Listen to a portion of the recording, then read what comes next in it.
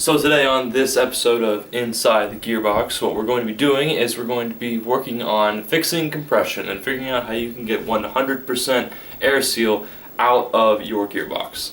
So since I haven't really used some of my guns in a long time, I decided to just chrono some of them and see what they were chronoing at, and surprisingly, well, kind of not surprisingly, a couple of them had dropped their FPS quite a bit. This is due to a simple compression loss in the gearbox, but basically where the cylinder and the piston head is and all that stuff. A compression loss is when your lubrication dries up, or your O-ring shrinks up, or cracks, or just something like that. Basically fails. And so today we're going to be figuring out how to fix those issues and how to get 100% air seal out of that whole setup. So the gun in question here is my ICS M16 right here. And so when I chronoed it, it was shooting around like 330 or something, and so there's be a video right here, so don't worry. But it should be shooting a little bit harder, and by a little bit harder I mean quite a bit harder. So we are going to take this thing apart and fix it. So I didn't just choose my ICS M16 at a complete random. I mean, I did say that several of my guns had compression issues, but the ICS is the easiest one to take down and the easiest one to work with, so why not? So, just pop the pin, split the receiver, and then there's the upper. All that we'll be working with today. So, for this video, you're going to need just a few tools, not really many. You're going to need some lubrication, synthetic grease, silicone oil, something to lubricate the cylinder with so you can get a proper air seal, a paper towel so you can clean out what you had in there previously, a new O-ring, which I can't remember the number of this for the life of me. I'll post it as a annotation or a comment or something like that. I just can't remember for the life of me right now. And then a file or a Dremel or whatever you need. And that may not even be necessary. That's just you may need it tool. Alright, so now that our upper is split, let us take a look into it and go part by part. Just a bit of a benchmark, let's actually show what poor compression is. And it's pretty simple actually. You just take your cylinder and your whole component system right here. The cylinder head, piston head, that kind of thing. The O-ring on there obviously, and just my fingers over the port here, and it's just absolutely no air seal. And so that's due in part by the the lubrication there is gone, the O-ring's a little cracked and shrinked up and all that stuff. So you're just not going to get the air seal you used to get. So let's fix that.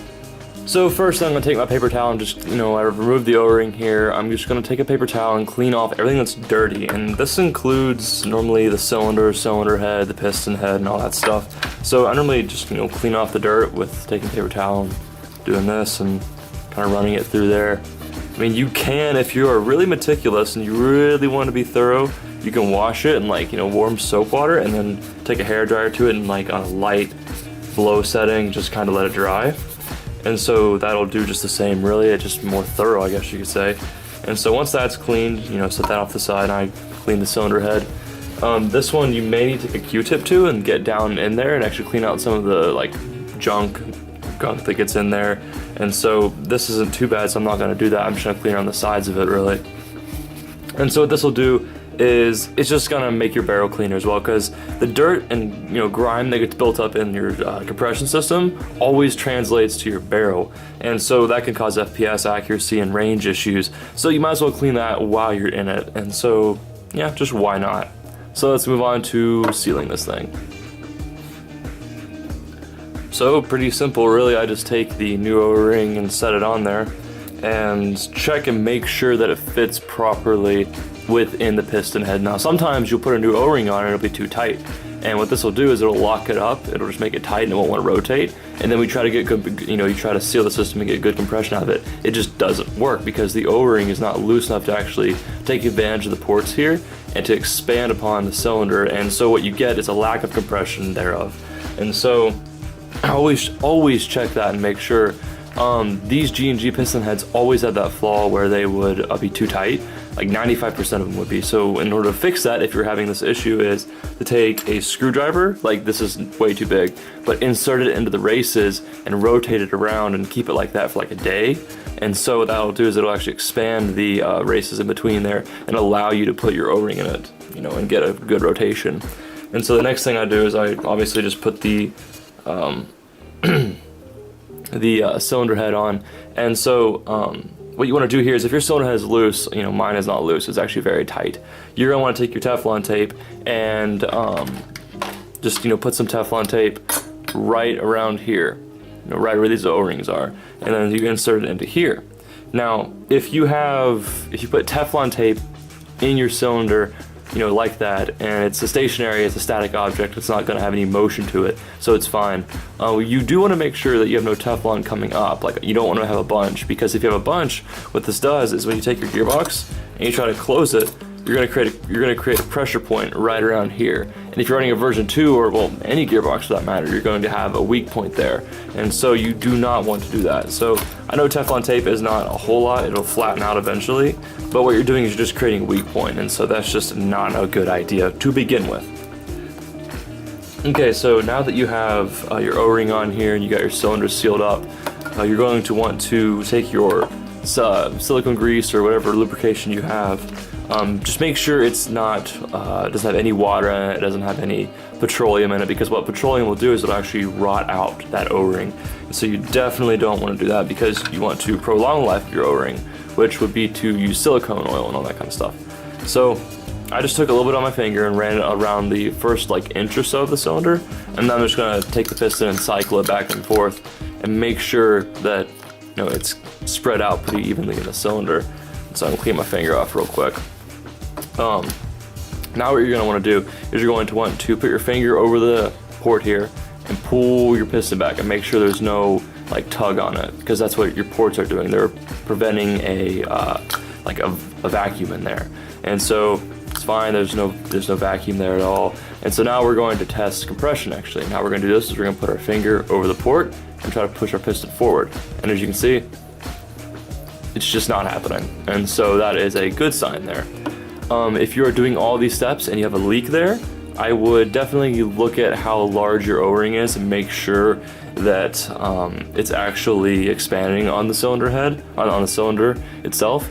If for some reason it is just not possible to get a proper air seal, you know, with this O-ring unmodified, you can take it and, here's the old O-ring, you can take it and stretch it around the cylinder and leave it like that for a couple days. Or if you're lazy like me, you can heat it up with a like a lighter and leave it like that for a couple hours, and that should stretch it to be pretty good for quite some time. And that is not a permanent solution. Then again, this is basically pure maintenance here, and so this is never going to be a perfect solution or a permanent solution. So this is always going to be something I have to backtrack to and fix. The best thing is that the best thing to do is to just make it as long lasting as possible. And so, you know, like I said, perfect compression there. Next, we want to see if we have perfect compression between the air nozzle and this right here. So what we're going to do is we're going to set the air nozzle on the tappet plate like that, and just hold it and see. And once again, we're getting a fantastic air seal. And so if you're not getting a good air seal here and you're having trouble getting it between your nozzle and your cylinder head, make sure two things. Make sure you have O-rings in your air nozzle, because if you don't, then it's not going to be possible. It's just not happening. Second, the next thing you can do is just make sure your O-rings in there are not cracked or dried up or anything like that. And so that's what you want to do there. If none of those are working, there are some modifications you can perform to the little races in there for the O-rings, which will help them to hug the cylinder head port here. But I've really never had to do that, so I'm not entirely convinced that it'll be necessary. I've always been able to find out where the flaw is without having to modify anything there. So, but then again, if you're having that issue, there are videos that you can look up to do that. And so, have at it if you need to.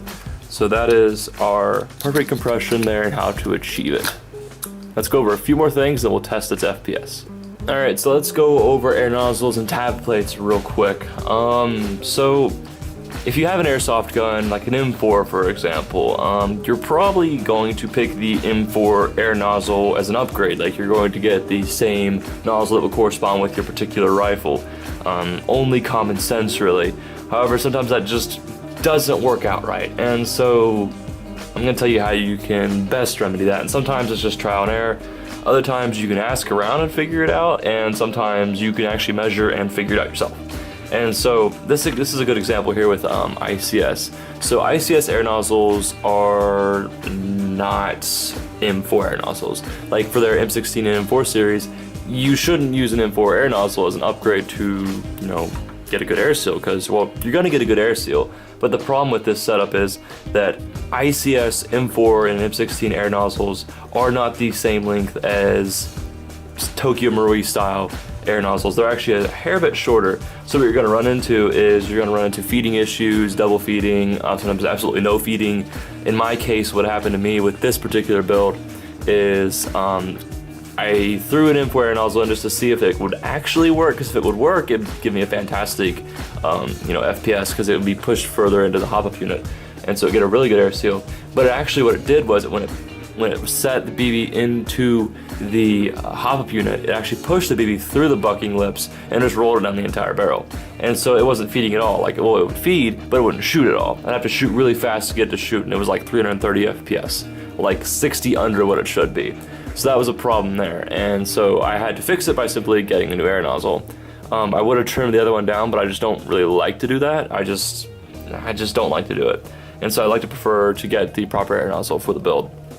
And so if you have an ICS M4 M16, you get the SHS AK, I think, short nozzle, and so that will get you the proper feeding and all that stuff. And so that's really what you can do there. Also, if you're tappet plate, if you're anything like me, you run into problems with tappet plates and like how thick they are. And so what I'm talking about is how thick they are up front. And this issue is a strange issue, actually. So this is a KWA tappet plate, and this is an SHS one. This is in my ICS, and this one was in my, well, KWA. And so you can take a look at them, and you can just see how one is a lot thicker than the other one up front. And what this does is it backspaces your setup. And so when this happens, the air nozzle is not as far forward as it could be. And what happens then is it's just not getting as good of an air seal to the hop-up unit as it could. So in order to remedy this, it's actually rather simple, and you might have thought of it just by looking at it. You just take a file to it and you flatten it. And basically you flatten it to this little groove here where the air nozzle is. So doing this properly will get you a very good air seal there. Another little thing you can run into is sometimes you may need to shorten your tappet plate, your tappet plate spring, because what will happen is if you have a really fast build, like say 35 RPS, which, well, isn't really that fast, but it's fast enough to cause some issues, the tappet plate will not reset in time. So what you're going to be looking at is you're going to be getting, you have a build that should be getting 400 FPS and it could be getting like 330. And this is caused because this thing just is not returning on time. And that can be caused by the build being really fast, or you having a sector delay chip when you shouldn't need one because it will delay the setup too much. And so how you can fix this is remove your sector delay chip or cut a few coils off of your tappet plate spring here. And so what will seem like a compression issue will really be a tappet plate timing issue.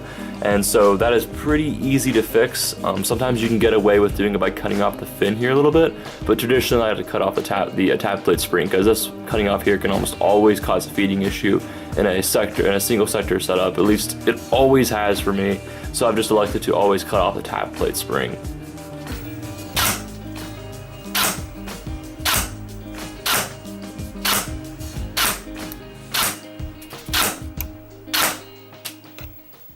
So with some very simple maintenance work and, less than $1 worth of parts, we actually got the FPS to raise in the gun by about 50 to 60 FPS, which is really great. I mean, if your gun is shooting low, it's probably not just the spring, it could be your compression, which is in no way downing your teching abilities. Well, could be if you just don't know what you're doing, but more than likely it's a maintenance issue where your gun has just, well, given up to entropy, and so that just happens to the best of them. So the best thing you can do is do some basic maintenance, which was just shown in this video. So, hope you guys enjoyed it. I certainly enjoyed making this video. I had a lot of fun doing this. I haven't done this in a very long time, so I've really been looking forward to this kind of thing. Well, hope you guys enjoyed it. See you guys in the next episode of whatever the heck I do.